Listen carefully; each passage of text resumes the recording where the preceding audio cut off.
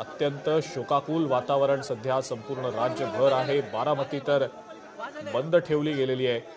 अजित पवारांची बारामती अजित पवारांसाठी सध्या शोकाकुल झाल्याचं पाहायला मिळतंय।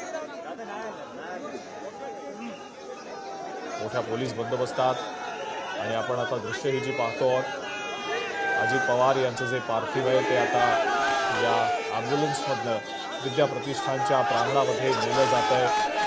अजितदादांची एक पार्थिवाची झलक पाहण्यासाठी, त्यांना अखेरचं पाहण्यासाठी म्हणून कार्यकर्ते घोषणाबाजी करतायत।